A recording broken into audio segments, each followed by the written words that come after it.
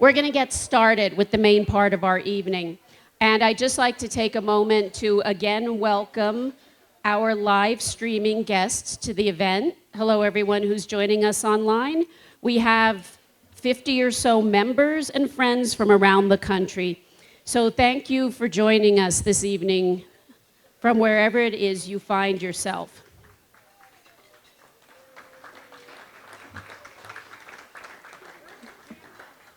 And now, I am going to hand the podium over to John Horning.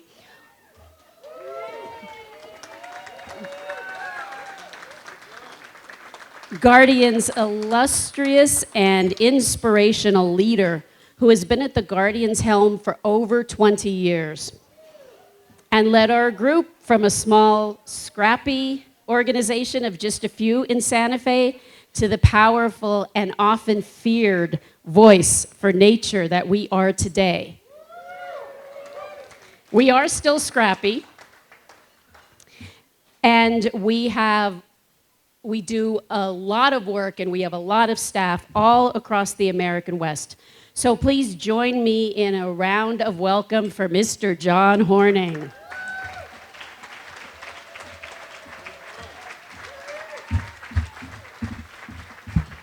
Thank you, Sam. Sam has been at Guardians nearly as long as I have. Thank you all for coming. It is great to get the Guardians crowd back together for this lovely evening, and I'm just so grateful to see all of you and to feel the energy in the room. And I want to echo Sam's thanks to Lindsay for all your work and all the details that you managed to pull this evening together. So thank you again, Lindsay.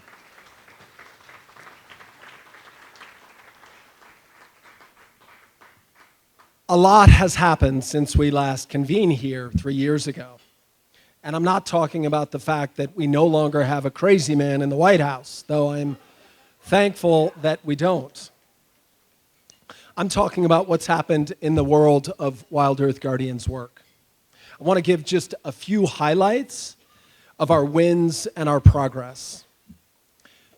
We're ending the war on wildlife. We're doing that step by step.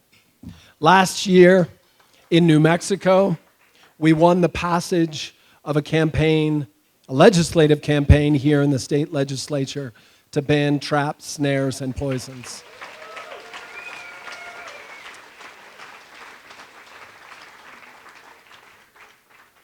Thank you, Chris Smith.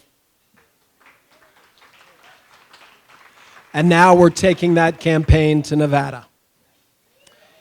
We're making steady progress on our pioneering path to pass federal legislation that would allow for the voluntary retirement of grazing permits on public lands in New Mexico.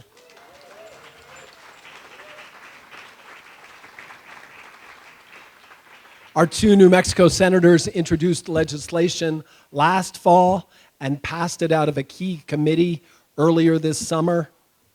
We're hopeful that it may pass later this year. We're winning our Keep It in the Ground campaign in both the courts and with the Biden administration. Earlier this spring, we settled a lawsuit that will remove 4 million acres of public lands from the balance sheets of the oil and gas industry.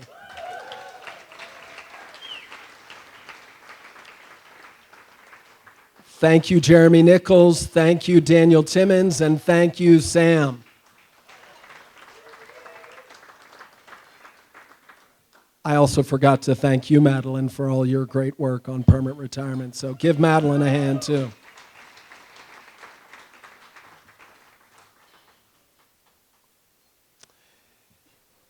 We're missing someone who's not here tonight with us, who's been a longtime Guardian staffer and who was with us since this event's inception, Carol Norton. Carol stepped down from Guardians earlier this winter, and she's been adventuring all across the country and the world, and so I just want to wish Kara well and thank her for all of her years of work here at Guardians.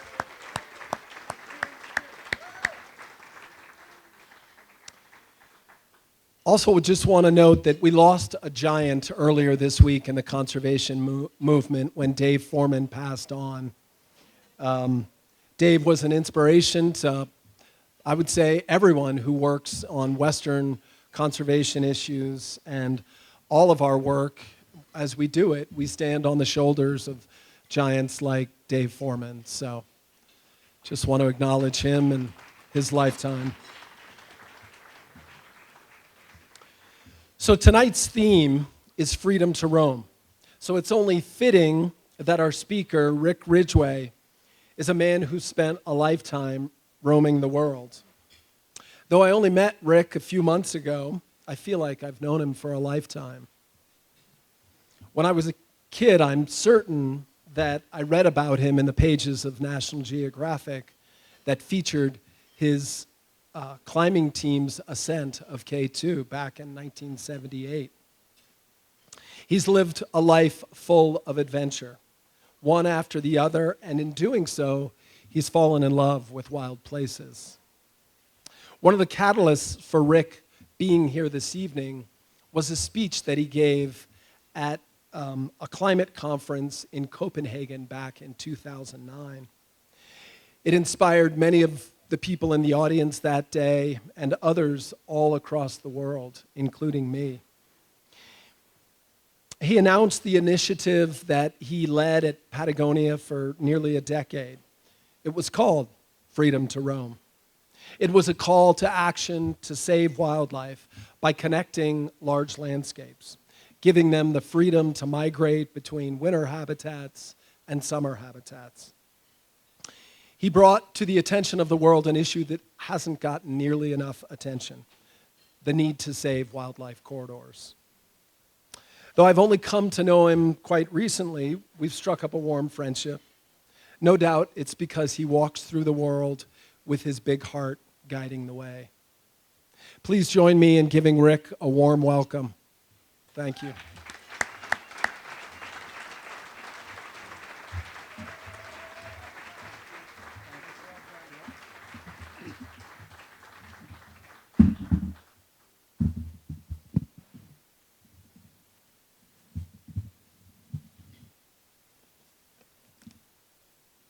Thanks, John, and thank all of you for being here this evening to support Wild Earth Guardians, and through that support to protect what remains of the cherished wild lands and wildlife of our cherished home planet. And let me begin by reading from the preface of my memoir, Life Lived Wild. I once calculated that I've spent over 5 years total time sleeping in tents, and most of that in small tents, pitched in the world's most remote regions. And I say that not to boast, but to offer it as a measure of time spent deeply connected to wildness, deeply immersed in nature, because that connection has shaped the way I've lived my life, teaching me to distinguish what I call matters of consequence from matters of inconsequence. And it's probably accurate to assume that most of you here this evening have also spent a lot of time in nature, and that your experiences in the wild have been as important to you as mine have been to me. So my goal this evening is to share with you some of my own lessons that I've taken from the wild parts of the world, with the hope that that might lead you to value even more your own experiences, past, present, and future. And I hope to give you perhaps a deeper understanding of your role. And let me just say it, your responsibility, our responsibility to protect what's left of our wild lands. In 1963, I was 14 years old when I read the cover story in National Geographic about the first American ascent of Everest, with a photograph of Jim Whittaker standing on the summit with his ice axe held high, the American flag tied to it, the winds whipping it. And I just said, I want to be that guy. In high school and college, I used every penny I could earn to climb in places like the Sierras and Yosemite in my home state of California. And 3 years in a row, I ventured south to the Andes in Peru and learned the fundamentals of high-altitude mountaineering. And that led to an invitation in 1976 to join what back then was only the second American team to climb Mount Everest. At 26, I was the youngest on the team, but just below the summit, I got sick and had to turn back. So I didn't make it to the very top, but I worked hard enough that 2 years later, I was invited to join another American team attempting K2, the second highest mountain on the world. That's on the cover of my book, sitting on the summit of what today is considered the most difficult high-altitude mountain in the world to climb. And it's really a good thing we didn't know that back then. But K2 was a dream come true. Before our expedition in 1978, the mountain had only been climbed twice ever. And equally significant, the expedition was led by Jim Whittaker, my boyhood hero, the guy in the photograph in National Geographic that had set me on my path. And on that trip, we had to walk 110 miles over really difficult trails just to get to the base of the mountain. And from there, we spent 68 days in a row above 18,000 feet trying to forge a route up the northeast ridge, a route that had never been climbed, and nobody's ever repeated it since. We had to weather 5 storms. There were 14 of us on the team, and at the end, only 4 of us that had strength to make a last-ditch effort to the summit, but we made it. The first Americans to climb K2, and we were the first ever to do it without supplemental oxygen. And then a year later, National Geographic published a story on our climb, and there was a photo of me on the cover, and I knew there was a 14-year-old girl or boy out there somewhere getting their magazine and saying, I want to be that guy. And then 2 years later, in 1980, I was invited to join the first American team since the revolution in 1949 to climb in the People's Republic of China. We attempted a remote 25,000-foot peak in eastern Tibet called Minya Konka.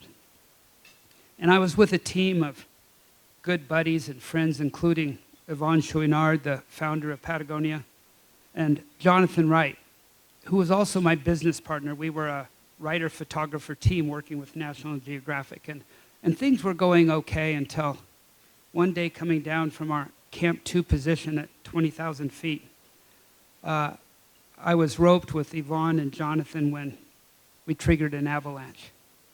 And we were swept down the mountain over 1,500 vertical feet. And in the long minute in that avalanche, I assumed I was dead. But then the snow slowed and stopped, and we were all alive, but we were all injured. And once I realized I was the least injured, I tried to assist my companions.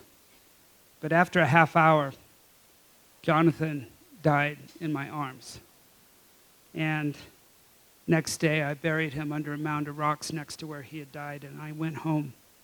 And I went into a long introspection, wondering if I should keep climbing, wondering if the risks outweighed were worth the rewards. And I thought about that photograph of Jim Whittaker that I'd seen when I was 14 and how I'd worked hard as I could. And I'd made it to Everest, and even though I hadn't got to the top, I made it to K2, and I had got to the top, and how on K2 I had learned what you can really do when you never give in and you never give up. And I'd learned that to make that last step to the summit of a mountain, you got to make that first step at the base of the mountain. But what about the risk? Before the avalanche, I I had convinced myself that I knew how to manage risk. But we had glissaded on an unstable slope, and we triggered the avalanche. And I had to deal with the fact that I had lived, and one of my closest friends had died in my arms. And the fact that he'd left behind a wife and a baby girl who was just 13 months old at the time.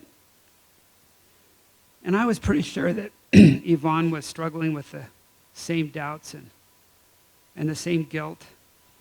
And in the months that followed, we didn't talk about the avalanche, even though I knew we probably should, but I also knew it was just maybe too painful. And then one day we were going surfing, just the two of us, and finally I said, you know, Yvonne, I think about that avalanche every day and about Jonathan dying. And he said, so do I, every day. And it took 2 years to think it through, to weigh those rewards against the risks. And then I ran into that poem by Mary Oliver, the famous one with her famous last line, the poem called Summer's Day, when she said, tell me, what do you plan to do with your one wild and precious life? So during this long introspection, I met a woman my age and I fell in love, and Jennifer and I married, and we didn't hesitate to start a family, and that of course made it much more difficult to decide to go back to mountaineering and to adventure, to living my life in wild places. But Jennifer told me that maybe the bigger risk was not staying true to who I was, not learning, not going out and meeting new people who could perhaps take me in new directions. So 2.5 years after that avalanche, I returned to adventure, both as an avocation and a vocation. I started a company representing outdoor photographers and filmmakers, licensing content to advertising agencies and companies that included Patagonia. I moved out of LA and up to Ventura, where I had a house a few doors from Yvonne and his wife, Melinda. And then after we married, Jennifer went to work for Yvonne, co-founding the marketing department at Patagonia. And that made her my client, my boss, and my wife. But with our colleagues at Patagonia, we were really an extended family. And Yvonne and I continued to go on expeditions, climbing Denali and Aconcagua. We did a sea kayaking trip one year to a remote spire in Tierra del Fuego. We went on the first American climbing expedition ever to Bhutan. And in addition to being climbers and adventurers, Yvonne and I were running companies. And we were running them in ways that were directly informed by what we learned as climbers, what we learned in nature. And for Yvonne, it was a commitment to authenticity that was directly connected to that. Because when you're in extreme places, in extreme situations, you learn pretty quickly that if you bullshit yourself and your companions about what you can do or not do, you won't survive very long.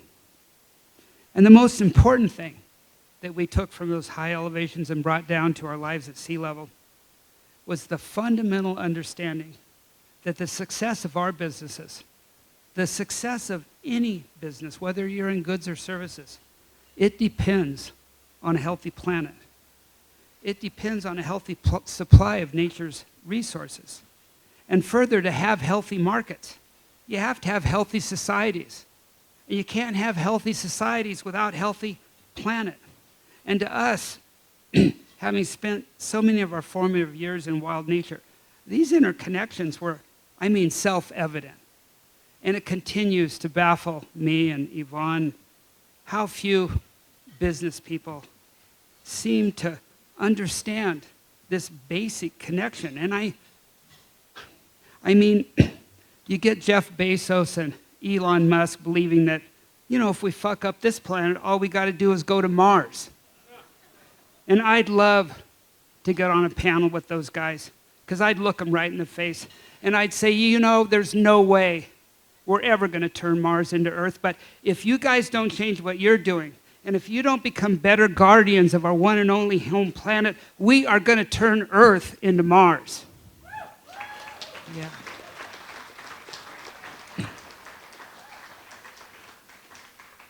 Well, through the 70s and 80s, Patagonia grew like crazy.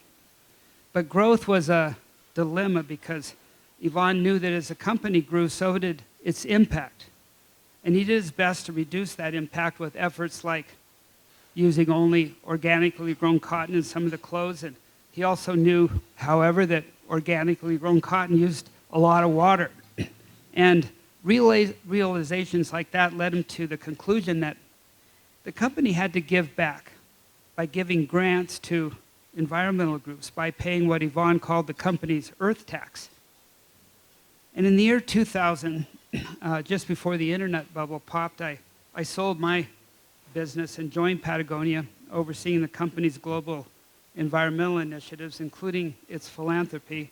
And most of our grants were going to small, on-the-ground, really scrappy groups like Wild Earth Guardians, because we realized that supporting these groups is the most effective investment we could make and you could make in protecting wildlands and wildlife.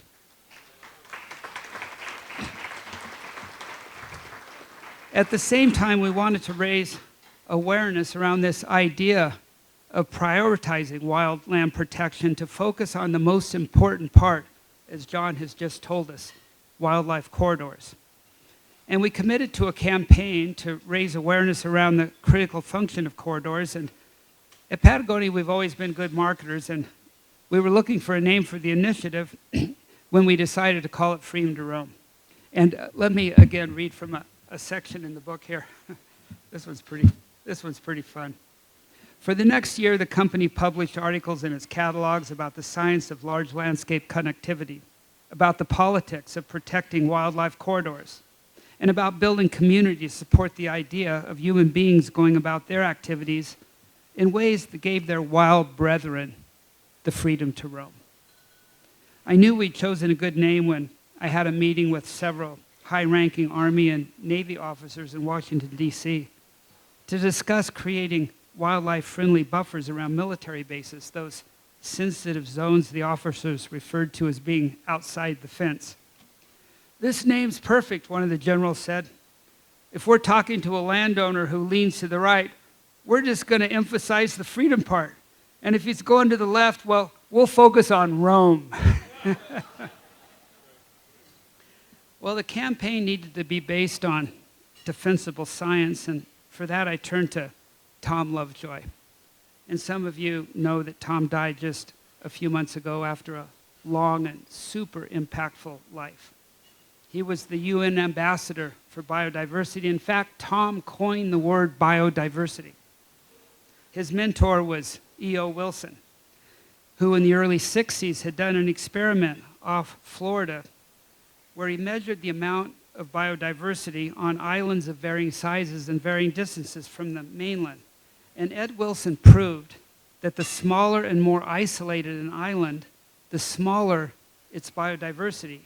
And for his part, Tom took Ed's study to the Amazon, and he partnered with this rancher who was going to clear cut the forest for cattle raising, but by law he had to leave half of it uncut. So Tom made a deal with the rancher to leave patches of uncut forest in varying sizes and different degrees of isolation. And then he measured what happened. Well, 55 years later, those measurements are still coming in every year. And they have proven conclusively that smaller and more isolated fragments have fewer and fewer species. And he's also proven the converse, that if you want a functioning ecosystem, you need large landscapes. But what if, because of our human development, the landscape is divided into fragments, if we've seen all over the American West? Well, Tom and his colleagues proved that if you connect the fragments with wildlife corridors so that animals have the freedom to roam from one segment to the other, you can replicate the full diversity in an ecosystem. So Patagonia's Freedom to Roam campaign led to an invitation for me to give the keynote address at the annual meeting of the Western Governors Association. And that was in 2008, and the meeting was hosted in Jackson by Dave Friedenthal, who was then Wyoming's governor. And I was going to speak to the governors of 14 western states, the premiers of 4 Canadian provinces along the border, to the governors and the premier senior staffs, to dozens of CEOs of large organizations and corporations. There was over 600 people total, and I had to kill it. So I hired the same guys that built Al Gore's climate change presentation. Remember that one called An Inconvenient Truth? And to get everyone's attention, I constructed the presentation around a wolverine in Glacier National Park that biologists had trapped and radio collared. And they call this guy M3. And he turned out to be this alpha male that depended on corridors to connect his 500 square mile range that was essential to his and his species' survival. And then one winter in January, the biologists were astounded to watch in real time M3 ascend directly up the 5,000-foot near vertical south face of Mount Cleveland, the highest peak in Glacier, up a route no climbers had ever been able to ascend. He did the entire thing in 90 minutes. And then he got to the summit. And there wasn't any food up there. There was certainly no girl wolverines. And he just sat up there for an hour, taking in the view. And when I finished that story of M3, I looked at the governors and I said, "That is badass." And they all applauded and cheered. And afterwards, Janet Napolitano, who was the governor of Arizona at the time, she told me that she was going to double down on protecting wildlife corridors, and Governor Schweitzer from Montana said the same thing. And I heard later that Governor Ritter of Colorado was in the Arctic on a tour to see firsthand the effects of climate change. And I heard this story. He was on the deck talking to a bunch of VIPs, and he was telling them about M3. And he said, "This wolverine is so badass." And then Governor Friedenthal made a deal with the feds to get some money to build a wildlife corridor bridge over the road between Jackson and Pinedale, so pronghorn on their annual migration out of Teton National Park had the freedom to roam.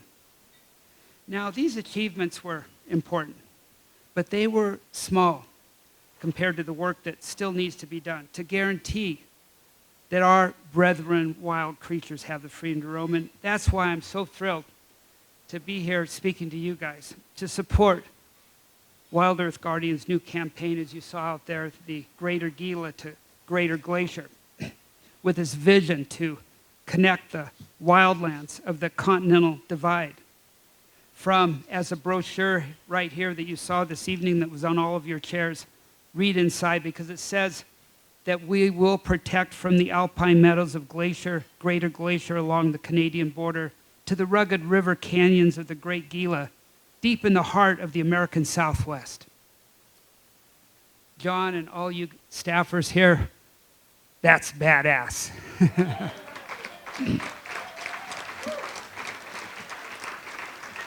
So we all got to do what we can to protect what's left of our wild earth. And thank God there's still so much of it left that is wild. And last week I was at Patagonia when Yvon announced that he and his family were giving 100% of the shares of the company to an interlocked trust and nonprofit.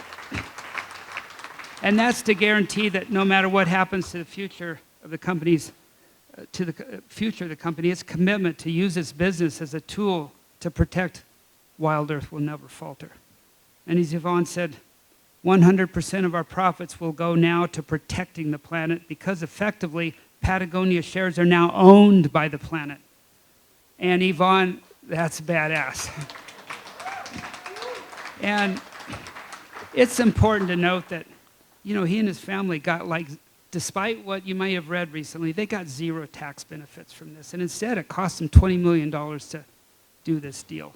But it happened because Yvon has spent all those formative years living in wild nature, and from that he learned the importance of giving back to wild nature. And as a friend of ours once said, there are no pockets on your last jacket. No pressure.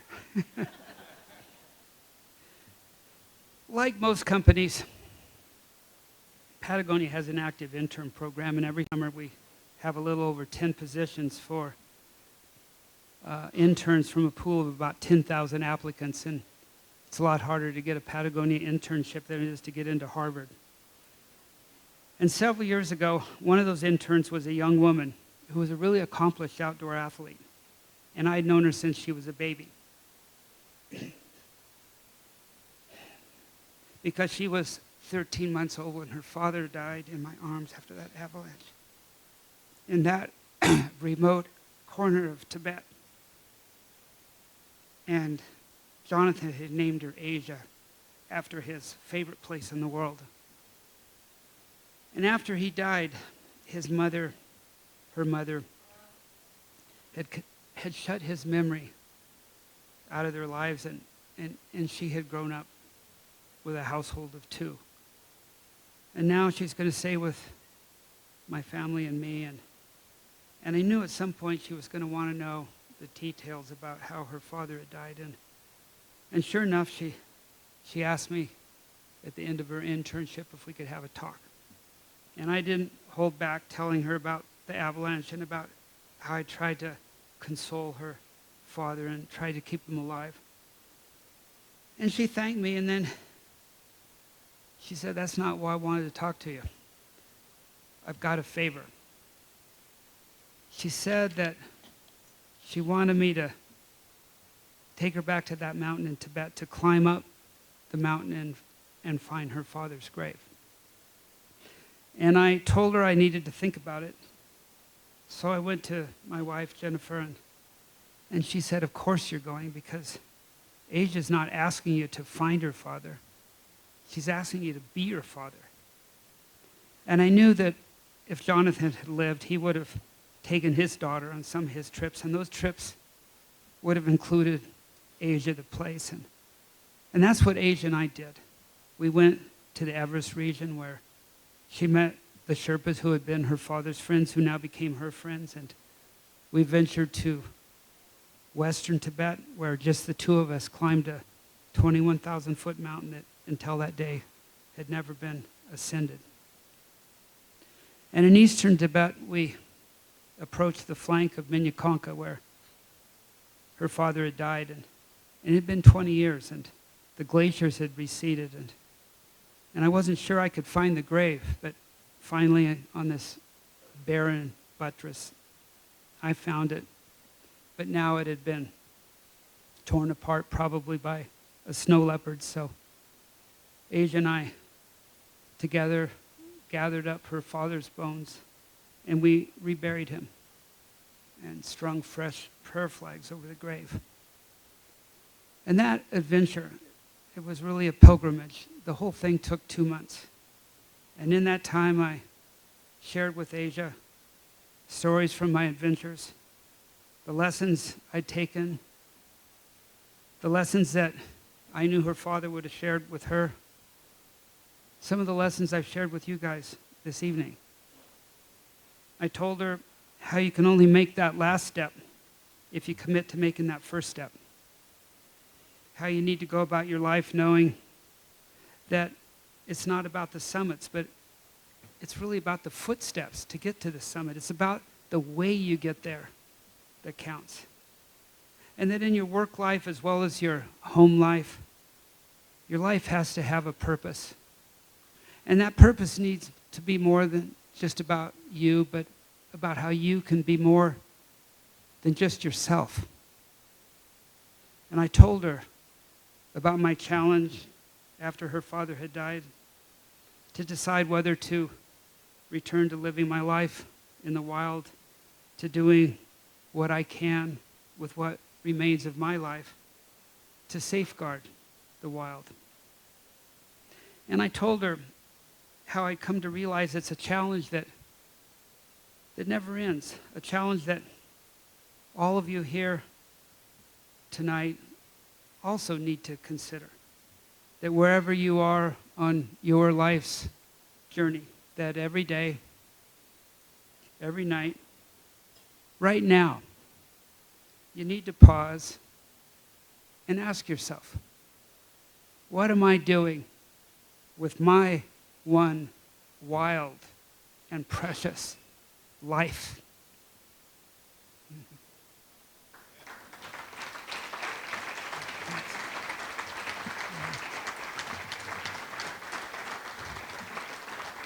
It's been a privilege, John, to be here. Thank you so much, and thank you again for supporting the Wild Earth Guardians.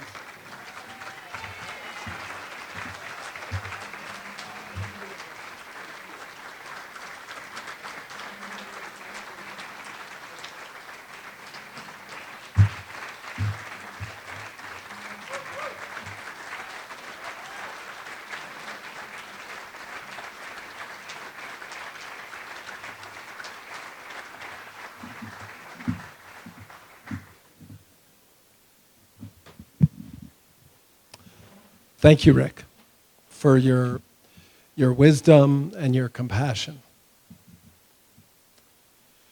I also want to thank you especially for that badass compliment. We tend to think of ourselves as rigorous and thorough and dedicated, but badass works too, for sure. Listening to Rick, I can't help but feel a little jealous. He's traveled all across the world, and he's seen so many beautiful places. Don't get me wrong, I've seen a lot of beautiful places too, and I feel very lucky. Wouldn't it be great if animals had the freedom to roam, the same freedom to roam that Rick has, that so many of us have? There's so many of us that have that freedom, and we sometimes take that for granted. It's not an outrageous idea, is it? For millennia, wildlife have had that freedom. But human impact on their world has set up countless barriers. And these barriers put them in an increasingly smaller cage. For the past year, I've been haunted by an image. The image was actually a map. It's a map that used GPS coordinates from a radio collar of a Mexican gray wolf. The wolf was moving south from the Gila. For more than a week, this wolf moved across the Chihuahuan Desert in search of exactly what? We don't know. Certainly food, perhaps a mate. And then the wolf's path abruptly changed, blocked by the border wall. For 4 days, he persevered, moving back and forth, east and west, looking for a path to the south, to wild country in Mexico. Finally, and to me, tragically, he turned back. Watching that wolf move back and forth along the border wall reminded me of a prisoner pacing in a cell.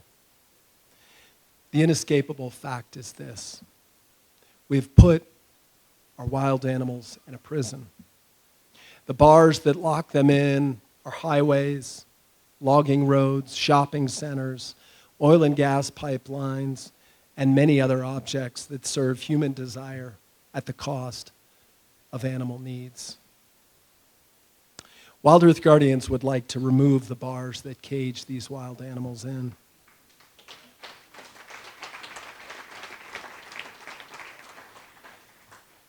At this very moment, a bear or an elk or a bobcat may be facing a highway, forced to choose between what they need and what they fear. I think it's easy to imagine that scenario. Now, imagine yourself facing a similar situation. Wouldn't you do anything possible to be free of that terrible choice? Help us. Help us create a world where wildlife, instead of being caged in, have the freedom to roam. Thank you.